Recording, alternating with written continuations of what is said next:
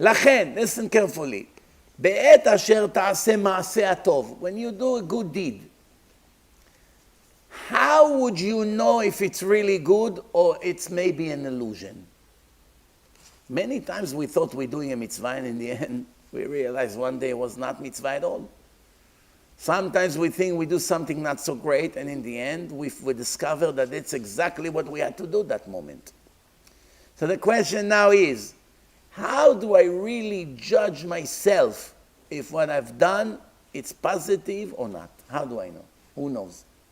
What's the guideline to exam? Not always you have a rabbi next to you. You cannot put a rabbi with a leash next to you 24 hours a day. If you have a rabbi, you can ask him. But even rabbi not always know what's in your heart. From the outside, it looks very convincing, but does he know you did it for pride? Does he know you're doing it for attention? Does he know you're doing it to impress the girl that you want to date? He doesn't know what's in your mind. Only Hashem knows. So the question is how? How do you know? Not always. Sometimes very hard to do it. You think you do a mitzvah and in the end it's a sin. If somebody comes and tell you, I need $7,000 for a Hanukkah party in our shul. You don't know his shul. You don't know it's like a church. So it's to give him $7,000 is very hard. But he's crying to you, the youth is not going to come, they're going to go to Christmas party, if you're not going to give me the money for Chinese food. So you gave him $7,000. It was very, very difficult for you.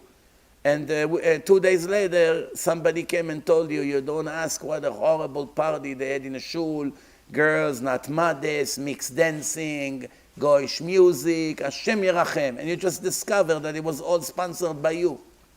It was very hard. And now you're going to get punished for not checking who you're giving your money to. Not only it didn't help you, now you're responsible for all the bad things that happen with your money. Why? Because you had a way to find out. There's no way to find out, you're not going to get punished. But if you only checked 1 second what synagogue is talking about, then you will know right away what's happening there. There's some synagogues here in New York. Any church or mosque is better than them. Without a doubt, bichlal. The modified the Torah, they step on the Sefer Torah every day over there. The things that they teach over there, the things they allowed over there. Again, Muslims, they don't have to keep almost anything. Only 7 things, that's it. Christians, 7 things.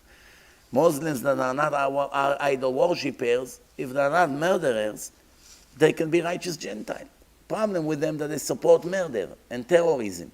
But a Muslim that is not a terrorist and is not supporting a murder, he could be a good Gentile. And it's definitely better than a Reformed Jew, without a doubt, that said that men and men can get married and women and dogs can get married and you can make bar mitzvah for the dog and put tefillin on his head. Who do you think is worse in the eyes of Hashem? Ahmed, who willing to die for him, or Joe, the gay from Manhattan, from the Reform Shul? Who do you think is worse in the eyes? Who is a bigger criminal? When people hear a murderer, right away they get panicked. Wow, murderer, rabbi, is the worst. Not true. There are things that are worse than murder.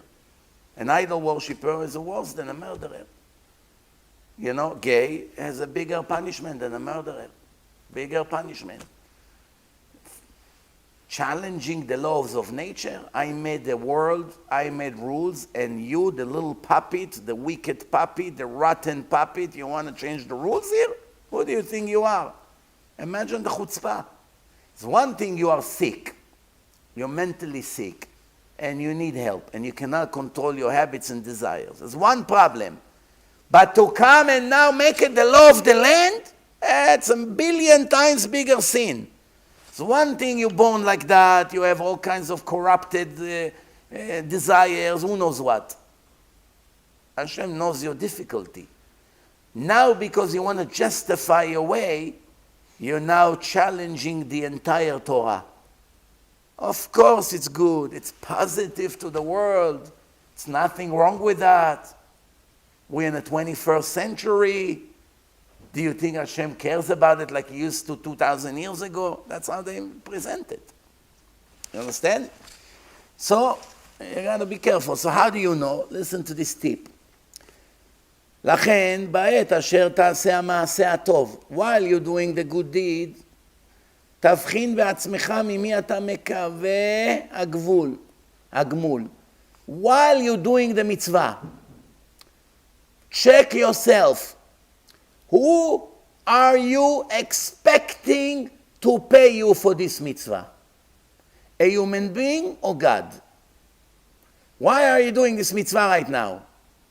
You want to find favors in the eyes of this girl in a synagogue that she will agree to date you? So the reward will come from her. You want reward from your rabbi? You want your boss to give you the job? You want people to bow down to you thinking you're righteous? You want people to give you money for it? You need a favor from them, so now you're doing it that in a week you can come and cash for what you need from them? What is really behind what you're doing right now?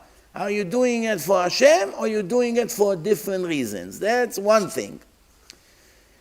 If you're expecting Hashem one day to reward you, then you know you did it for the sake of heaven. If you want to get something in return from people, any kind of people, Jews, non-Jews, rabbis, not rabbis, male, female, children even, any kind of human being, then you know it was not for the sake of heaven. And the second way to check yourself, would you do the same thing if you would be in a room alone without people around you?